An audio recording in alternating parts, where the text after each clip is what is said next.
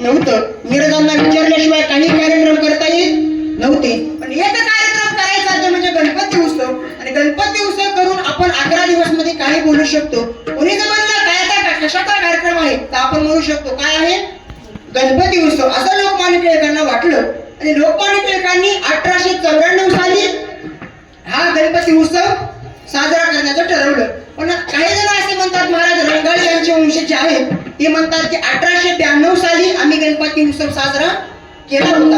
आणि केला असता तरी बी त्यावेळी जास्त मूर्ती स्थापन झाले नव्हते. ऐका, गणपती उत्सव कधी साजरा झाला सांगितलं तर 1894 आपण याचं उत्तर दिलं पाहिजे. गणपती उत्सवाचे जनक कोण आहेत, लोकमान्य टिळक.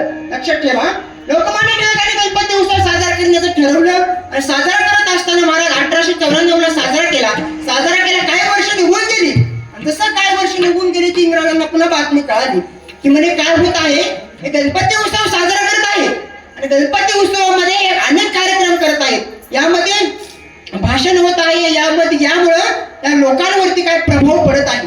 म्हणून आपण काय करायचं, या लोकमान्य टिळकांना अटक करायचं, त्यांना सजा द्यायचं ठरवलं. त्यावेळी 6 वर्षाचे लोकमान्य टिळकांना सजा देण्यात आली आणि 6 वर्षाची सजा दिल्याबरोबर काही दिवस गणपती उत्सव साजरा होत होते. पण त्यामध्ये भाषण होत नव्हतं, काही होत नव्हतं. मग 6 वर्षानंतर ज्यावेळेस लोकमान्य टिळक बाहेर आले त्यावेळेस महाराज कोणी लोकमान्य टिळकांना भेटत नव्हतं. कारण असं सांगितलं होतं जो कोणी त्यांना भेटायला जाते त्यांना पुन्हा काही ना काही शिक्षा देण्यात येईल, म्हणून कोणी जात नव्हते.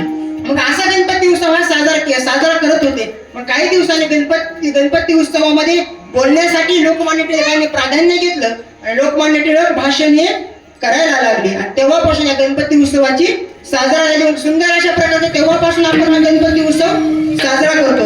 आपले तरुण मंडळी जास्त गणपती उत्सवामध्ये असतात आणि तरुण मंडळीने आले पाहिजे. कारण महाराज असं झालंय सध्याच्या युगामध्ये महाराष्ट्रात तरुण जर पाहायचं ठरलं ना, असा महाराष्ट्रात तरुण झालाय ज्याला रोज धाब्याहून आणावं लागतं धरून. ऐका, ज्याला रोज धाब्याहून आणावं लागतं धरून, तो झालाय आपल्या महाराष्ट्राचा तरुण. असा तरुण झाला महाराज आपल्या महाराष्ट्राचा. पण काही ना काय महाराज या गणपती उत्सवामध्ये आपण अशी कार्यक्रमाने काही ना काही आपल्यावरती प्रभाव पडतो. आपण कीर्तन ठेवलं, आपण भजन ठेवलं तर काही ना काही आपल्यामध्ये बदल झाला पाहिजे. याकरता हा सुंदर अशा प्रकारचा कार्यक्रम करायचा आहे. आपल्या मंडळाला खरंच द्यावे तेवढे धन्यवाद कमी, कारण कीर्तनाचा कार्यक्रम ठेवलाय. मी तुम्हाला सांगून गेलो असे कार्यक्रम सरासरी गणपती उत्सवामध्ये कोण ठेवत नाही. गणपती उत्सव म्हणला की महाराज दुसरे कार्यक्रम खूप ठेवतात पण असे कार्यक्रम कोण ठेवत नाही. खरंच आपल्या गणपती मंडळाला खूप खूप धन्यवाद आहे. विठ्ठल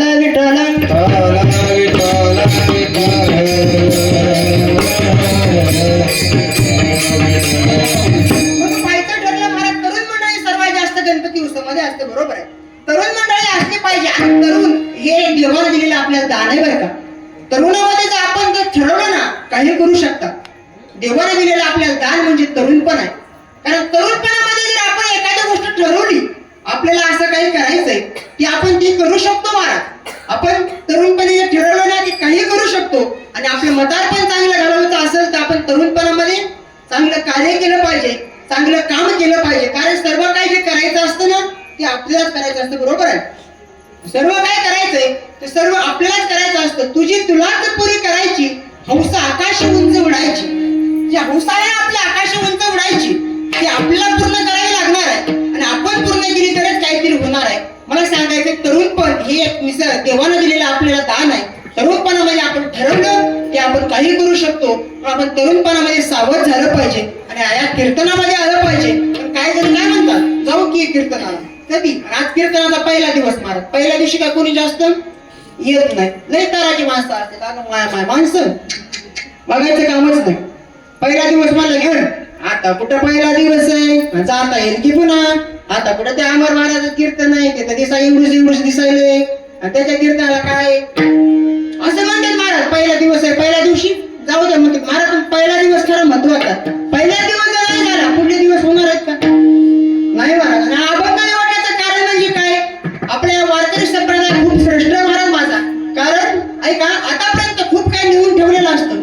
सर आपण मुंड्यामध्ये गेला कुठे गेला मंदिरापाशी गेला की तो एक लिहून ठेवलेलं असतं, एक थुकू नका, बरोबर आहे. लिहून ठेवलेलं असतं. सगळ्यात जास्त माणसं तिथं थुकलेली असते. एक महाराज रस्त्यावरती वळणावरती लिहिलेलं असतं, पुढे अपघात वळण आहे, वाहने सावकाश चालावा. पण सगळ्यात जास्त ऍक्सिडेंट तिथं झालेले असते. लिहून ठेवलेले असतात, लोक पाळत नाहीत. पण वारकरी संप्रदाय का श्रेष्ठ आहे, अविदित आहे महाराज, की पहिल्या दिवशी आपण नामपर आपण घेतलं पाहिजे, देवाच्या नामाचं चिंतन केलं पाहिजे. तेव्हापासून तो आपला वारकरी संप्रदाय आता सुद्धा जगतो. म्हणून या श्री वारकरी संप्रदाय मला खूप श्रेष्ठ आहे, खूप श्रेष्ठ आहे. आता सुद्धा जगतो महाराज. जे अलिखित आहे ते सुद्धा जगतो, तो म्हणजे फक्त आणि फक्त आपला वारकरी संप्रदाय. म्हणून आपण या कीर्तनामध्ये आलं पाहिजे, कीर्तनामध्ये देवाचं नामचिंतन केलं पाहिजे. आणि कलियुगामध्ये जर उधळून जायचं असेल तर काय सांगितलं, फक्त आणि फक्त देवाचं नामचिंतन. सुभाषितकार वर्णन करतात, यत्फलम नास्ति तपसा न योगेन समाधिना, यत्फलम नास्ति तपसा न योगेन समाधिना तत्फलम लभते साम्यक कलवकेशव कीर्तना. या कलियुगामध्ये महाराज जे तप करून, जे यज्ञ करून जे फल प्राप्त होत नाही ना, ते फक्त आणि फक्त कशाने होतं, फक्त नामचिंतनाने होतं, फक्त देवाच्या कीर्तनाने होतं. म्हणून देवाचं नामचिंतन केलं पाहिजे, देवाचं भजन केलं पाहिजे, तर आपल्या जीवनाचं काहीतरी सार्थक आहे. विठ्ठल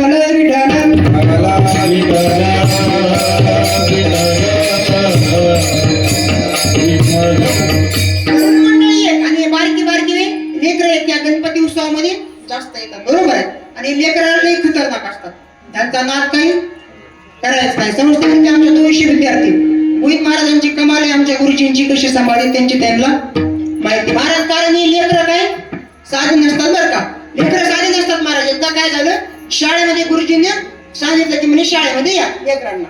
शाळेमध्ये आले, शाळेमध्ये आल्याबरोबर गुरुजीने प्रश्न केला की म्हणे 5 आणि 5 किती, कोणाला, एका मुलाला.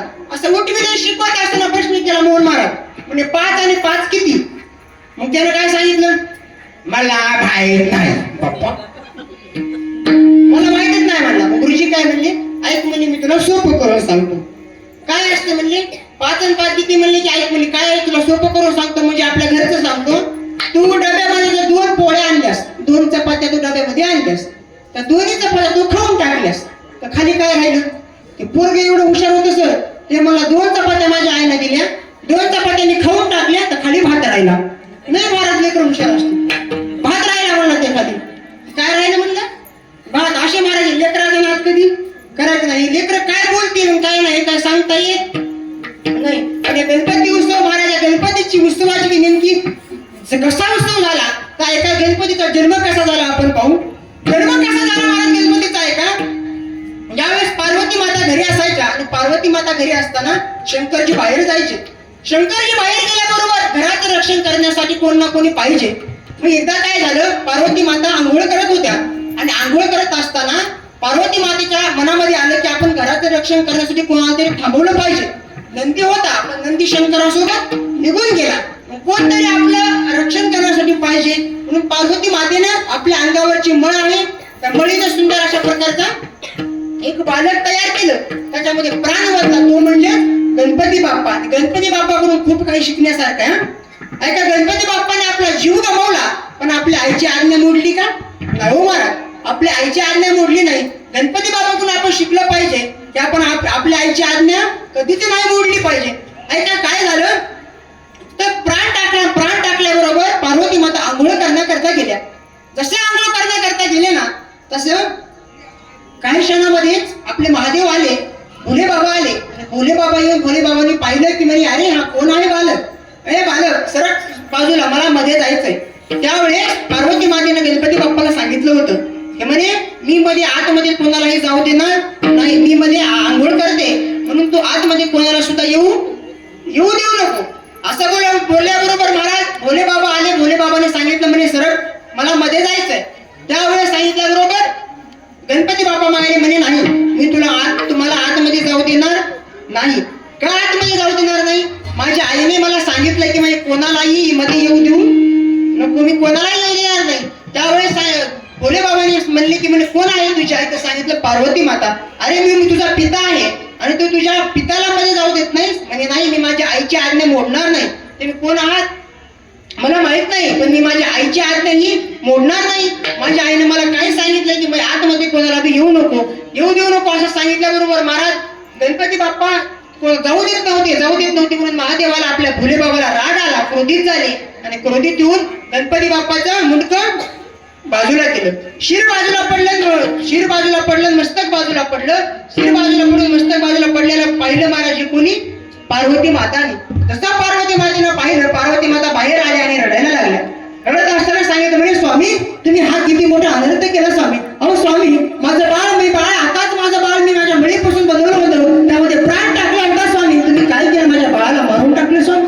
का मारून टाकलं? पार्वती माता हाहाकार करायला लागल्या, रडायला लागल्या आणि मला काही नको, मला फक्त आणि फक्त माझं बाळ पाहिजे, माझं बाळ पाहिजे. महाराज, एखाद्या आईच्या समोर जर एखादं बाळ गेलं ना, त्या आईला विचारा बाळ गेल्याची काय किंमत असते, काय दुःख असतं मला. पार्वती मातेसमोर जसं बाळ गेलं, पार्वती माता रडायला लागल्या, हाहाकार करायला लागल्या आणि म्हणायला लागल्या, मला बाकी काही नको, माझं बाळ मला परत पाहिजे, माझं बाळ मला परत पाहिजे.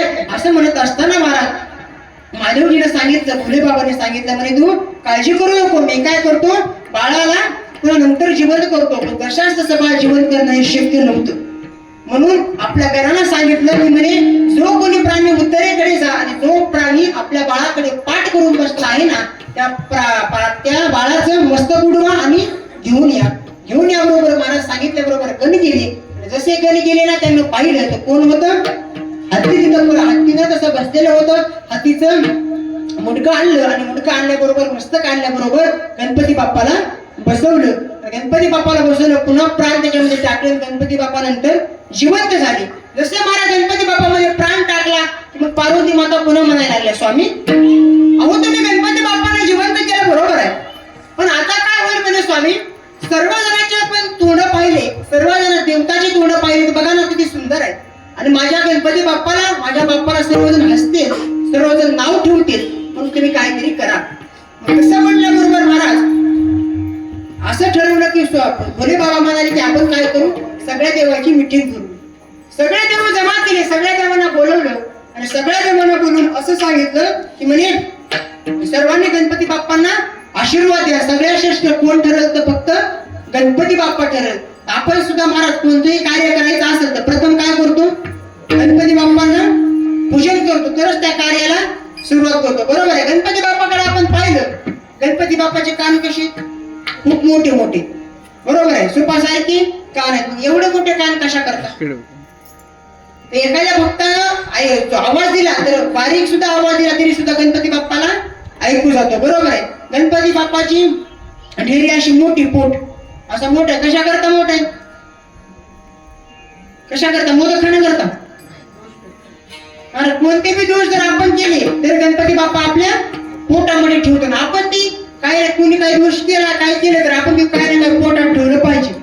सगळंच असं काही बी बोललं नाही पाहिजे, कारण बोलण्यामध्ये माणूस महाराज एवढा वाया जातो, बघायचं कामच नाही. बोलणं आपण नीट पाहिजे. महाराज असं म्हणतात की आपलं बोलणं जे आहे ना, आपण सांभाळून बोललं पाहिजे, सांभाळून बोललं पाहिजे. बोलण्यानं महाराज माणूस कुठं पण जातो, म्हणून आपण चांगलं बोललं पाहिजे. बोलत असताना आपण सुंदर बोललं पाहिजे. बरोबर आहे. बोलणं ही एक तलवारीची धार आहे, नाही तलवारीची धार. जसं तलवारीची धार आहे ना, तशी आपल्या जिभेला धार आहे. तलवारीच्या धारेनं एवढंच होतं, तलवारीच्या धारेनं सर मान कापली जाते आणि या शब्दाच्या धारेनं मान कापल्या. तलवारीच्या धारेनं काय होतं, मान कापली जाते आणि शब्दाच्या धारेनं मान कापल्या जातो. शब्द आपण नीट वापरले पाहिजेत. एखाद्या वेळेस महाराज तलवारीने केलेला घाव लवकर बुजता येईल, तलवारीने केलेला घाव एखाद्या वेळेस लवकर बुजता येईल, पण जिभेने केलेला घाव आयुष्यभर बुजत नाही, नेहमी लक्षात ठेवा. म्हणून आपण नीट वागलं पाहिजे, चांगलं बोललं पाहिजे. एका गणपती बाप्पाला सगळ्या देवांनी आशीर्वाद दिला. सगळ्या देवांनी आशीर्वाद दिल्याबरोबर सांगितलं, मी प्रथम तुला सर्वजण पूजते. आणि गणपती बाप्पाची आपण आरती म्हणतो. आरती म्हणताना गणपती बाप्पा देवता विषय आहे का? गणपती बाप्पाचा आपण विचार केला, आपण आरती म्हणतो काय, सुख करता दुःख हरता वार्ता विघ्नाची. सुख करता बरोबर नीट लक्ष द्या. सुख करता म्हणजे सुख देणारे, बरोबर आहे. दुःख हरता म्हणजे दुःखाचं हरण करणारी. आणि वार्ता विघ्नाची म्हणजे काय, विघ्नाची वार्ता घेऊन येणारे असे गणपती बाप्पा आहेत का? नाही महाराज. आरती आपण नीट म्हणली पाहिजे आहे का. सुख करता म्हणजे सुख देणारे, दुःख हरता म्हणजे दुःखाचं हरण करणारे. सुख करता दुःख हरता वार्ता युगनाची. मग पुढला जे शब्द आहे नुरवी, ते शब्द आपण अलीकडे घ्यायचा.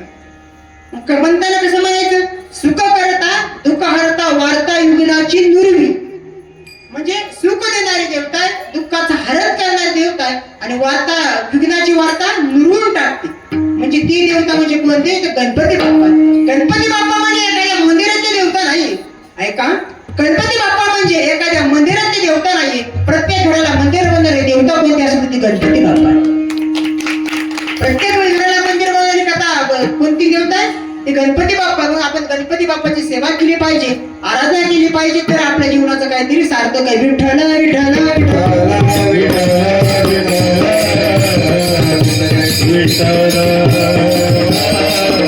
देवाने सुंदर असा नरदेव तुम्हा आम्हाला दिलाय. मायबाप खूप सुंदर अशा प्रकारचा नरदेव देवाने तुम्हा आम्हाला दिलाय.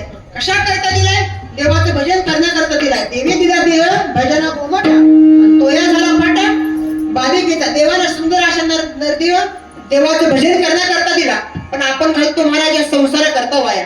हा संसार लट्टिक आहे, संसार खोटा आहे असं समजून आपण देवाचं भजन केलं पाहिजे. माणसाने काहीतरी माणसासारखं वागलं पाहिजे. सर आज सध्याच्या युगात आपण पाहिलं, सगळा जमाना बदलून गेला महाराज. माणसं माणसासारखं काय वागत नाही, माणसं माणसासारखं वागत नाही सर. कारण एक कवी म्हणते की गर्दीत माणसाच्या माणूस शोधते मी. अहो माणसाची गर्दी खूप आहे. इकडं पाहावं तिकडं पाहावं, तिकडं पाहावं इकडं पाहावं, सगळीकडे माणसं आहे. यामध्ये माणुसकी मात्र कोणामध्ये शिल्लक राहिली नाही. पण माणसाने माणसासारखं वागलं पाहिजे, देवाचं नामचिंतन केलं पाहिजे, देवाचं भजन केलं पाहिजे, तर जीवनाचं काहीतरी कल्याण आहे. देवाचं नामचिंतन करायचं बरोबर आहे, देवाचं नामचिंतन करायचं तर आपल्या जीवनामध्ये फायदा होणार आहे. मग नामचिंतनाला काय आट आहे का? नाही हो महाराज, कशाची आट आहे का नामचिंतनाला? नाही. आपण चलत चलत रामकृष्ण हरी रामकृष्ण हरी असं मंत्र म्हणला, देवाचं नाव घेतलं, तर महाराज म्हणतात राम म्हणता वाट चाले यज्ञ पाऊला पाऊले. राम म्हणत म्हणत आपण जर वाटेनं जात असतात तर पाऊला पाऊला यज्ञ केलेलं पुण्य आपल्याला मिळतं. एवढंच नाही महाराज, जेवण करत असताना आपण जर राम राम म्हटलं, जेवण करत असताना महाराज म्हणतात राम म्हणता ग्रासो ग्रासी आणि तो नर जेवला उपवासी. म्हणून आपण कोणतंही कार्य करायचं असेल देवाचं नामचिंतन केलं पाहिजे. ऐका, एक बाबा होते आणि एक बाबा देवाचं नामचिंतन करायचे, देवाचं भजन करायचे. 80 वर्ष झालेलं होतं. देवाचे किती उपकार सांगतो. 80 वर्ष झालेलं होतं आणि 80 वर्षाचे बाबा होते. काय झालं म्हणजे बाबाचं दुखायला लागलं. जसं बाबाचं दुखायला लागलं ना, तसं महाराज बाबाला ऍडमिट केलं, दवाखान्यामध्ये नेलं. दवाखान्यामध्ये नेलं, ऍडमिट केलं. काही दिवस बाबांना 15 दिवस दवाखान्यामध्ये ठेवलं, हॉस्पिटलमध्ये ठेवलं. त्यानंतर बाबाला सुट्टी झाली. सुट्टी झाल्यानंतर महाराज बाबानं हातामध्ये बिल पाहिलं. बिल झालं होतं महाराज 10 लाख रुपये. ऐका, बिल झालं होतं 10 लाख रुपये. 10 लाख रुपये बिल बाबाने पाहिलं आणि बाबांच्या डोळ्यामध्ये अश्रू आले. वारकरी बाबा होते, देवाचं भजन करायचे, देवाचं पूजन करायचे. डोळ्यामध्ये अश्रू आले. डोळ्यामध्ये अश्रू आल्याबरोबर त्या डॉक्टरांनी सांगितलं म्हणे बाबा का रडता हो बाबा, तुम्ही का रडता? अहो जास्त तुम्हाला पैसे वाटतात का बाबा? ऐका ना बाबा, तुम्हाला जास्त पैसे वाटत असतील ना बाबा, तुम्ही मला एवढे पैसे देऊ नका हो बाबा. ऐका ना बाबा, तुम्ही एवढे पैसे देऊ नका, यामध्ये मला 1 लाख रुपये तुम्ही कमी द्या, 90 लाख रुपये द्या बाबा, पण तुम्ही मात्र रडू नका. त्यावेळेस महाराज बाबा आणखी सुद्धा रडायला लागले. बाबा आणखी रडायला लागले आणि बाबा रडत असताना पुन्हा डॉक्टरांनी प्रश्न केला, म्हणजे बाबा का रडता बाबा, तुम्ही सांगा ना बाबा, तुम्ही का रडता? हो बाबा, तुम्हाला जर यात सुद्धा जास्त पैसे वाटत असतील ना बाबा, तुम्ही मला आणखीन कमी पैसे द्या बाबा, मला 8 लाख रुपये द्या बाबा, पण तुम्ही मात्र रडू नका. त्यावेळेस त्या बाबाने दिलेलं उत्तर तुम्हाला सांगायचं आहे. ते बाबा म्हणाले, अहो डॉक्टर साहेब, ऐका ना डॉक्टर साहेब, तुम्हाला वाटतं का मी पैशामुळे रडतो? नाही हो डॉक्टर साहेब. अहो डॉक्टर साहेब, 400 एकरचा मी एकटा मालक आहे. अहो डॉक्टर साहेब, मला 2 मुलं डॉक्टर साहेब, दोन्ही मुलं माझे दुसऱ्या देशामध्ये असतात, खूप मोठे इंजिनियर आहेत, त्यांना 2-2 लाख रुपये महिना आहे, आणि तुम्हाला वाटतं का मी पैशासाठी रडतो? नाही हो डॉक्टर साहेब. त्या डॉक्टर साहेब म्हणाले, बाबा तुम्ही का रडता मला सांगता? सांगा ना बाबा, तुम्ही का रडता? त्यावेळेस ते बाबा काय म्हणाले, ऐका माऊली, ते बाबा म्हणाले, अहो डॉक्टर साहेब, तुम्ही मला 15 दिवस सांभाळलं, 15 दिवस सांभाळायचे तुम्ही माझ्याकडून 10 लाख रुपये घेतले. अहो तो पांडुरंग परमात्मा माझा गणपती बाप्पा मला 80 वर्ष झालं सांभाळतो, त्याने 1 रुपया सुद्धा मागितला नाही. अहो माझा पांडुरंग, माझा देव, माझा भगवान, माझा गणपती बाप्पा मला 80 वर्ष झालं सांभाळतोय, पण त्यानं अजून 1 सुद्धा रुपया सुद्धा मागितला नाही, 1 रुपया सुद्धा मागितला नाही. ऐका महाराज, देवाचे आपल्यावरती किती उपकार आहेत, किती उपकार आहेत आपल्या देवाचे आपल्यावरती. देव आपल्याला या महाराष्ट्रामध्ये देवाने आपल्याला जन्म दिला, त्यातील त्या परळीमध्ये जन्म दिला. परळी म्हणजे महाराज साधन नाही, पंचम ज्योतिर्लिंग म्हणून आपण वैद्यनाथ भगवंताला म्हणतो. या परळीमध्ये आपल्याला देवाने जन्म दिलाय. महाराष्ट्र बी आपला साधा नाही माय बाप. या महाराष्ट्रामध्ये जन्म दिला, या परळीमध्ये आपल्याला जन्म दिला. आपण देवाचे काय ना काय उपकार मानले पाहिजे, देवाचं नामचिंतन केलं पाहिजे. आणि नामचिंतन केल्याबरोबर महाराज काही ना काही फायदा होतच असतो. जसं त्या बाबाला नामचिंतन केलं, काही ना काही फायदा होणार आहे महाराज. ऐका, हा निर्दय देवाने दिलाय. आपण काय केलं पाहिजे? गळ्यामध्ये सुंदर माळ घातली पाहिजे, आपण गंध लावला पाहिजे, गळ्यामध्ये तुळशीची माळ घातली पाहिजे. ऐका, आपण जर एखाद्या वेळेस सोन्याची चेन गळ्यामध्ये घातली, ऐका, सोन्याची चेन आपण गळ्यामध्ये घातली तर एखाद्या चोराची नजर आपल्यावरती पडेल. बरोबर आहे. सोन्याची चेन आपण गळ्यामध्ये घातली, एखाद्या चोराची नजर आपल्यावरती पडेल. पण पवित्र अशी तुळशीची माळ आपण गळ्यामध्ये घातली, माझ्या पांडुरंगाची नजर तुमच्यावरती पडल्याशिवाय राहणार नाही. नक्की माझ्या पांडुरंगाची नजर तुमच्यावरती पडेल. आपण तुळशीची माळ गळ्यामध्ये घातली पाहिजे, आपण भुका लावला पाहिजे, आपण गंध लावला पाहिजे. गंध लावताना जरा नीट लावला पाहिजे. कारण सर काय काय गंध लावताना असे करते, अगं माय माणसं बघायचं कामच नाही. काय करते तो का मोहन महाराज? अशी गणगुळी हातावर घेते, इकडे बघा, अशी हातावर गणगुळी घेतली. बरोबर आहे. हातावर गणगुळी घेतली काका, ती अशी गणगुळी उघडते. उघडली की काय म्हणते? रावसाहेब काय सांगावं रावसा तुला, भाऊकीने आपल्याला उघडून खाल्लं. अशी गणगुळी उघडतात, भाऊकीने आपल्याला उघडून खाल्लं. रावसा काय करा? मग काय करा रावसा, आपलं काय खरंय? आपल्या कुठे दंडामध्ये ताकद राहिली, दंडामध्ये कुठे आपल्या ताकद राहिली? त्यांच्या कुठे नादी लागावं रावसा, आपल्या कुठे मनगटात पडलोय. लगेच गणगुळी अशी मनगटाला. बरं काय बी असावं, भाऊकीने पोटावर वार करावं, पण पाठीवार करू नये. मग भाऊकी आपली काय करते? पाठीवार करते. पाठीवार करावं पण पोटावर वार करू नये. अशी पोटाला जाऊ द्या रावसा, काय बी झालं तरी काय होणार आहे, शेवटी नशिबातलं कुठं जाणार. असा गंध लावतो. आपण गळ्यामध्ये सुंदर अशी माळ घातली पाहिजे, आपण कपाळाला गंध लावला पाहिजे, तर आपल्या जीवनाचं काहीतरी सार्थक आहे. देवाचं आपण नामचिंतन केलं पाहिजे, देवाचं भजन केलं पाहिजे, तर आपल्या जीवनाचं काय सार्थक आहे. बरं महाराज, तुम्ही म्हणता देवाचं भजन करायचं, देवाचं नामचिंतन करायचं. देवाचं नामचिंतन करत असताना आमच्या जीवनात फायदा काय होईल? देवाचे पाऊल आमच्या अंतःकरणामध्ये राहतील, समान राहतील. बरं महाराज, अंतःकरणामध्ये समान राहतील, मग आम्ही काय करावं? देवाचं नामचिंतन करायचं. देवाचं नामचिंतन नेमकं कसं करायचंय, कीर्ती श्रवण कशी करायची, आम्हाला माझ्या प्रथम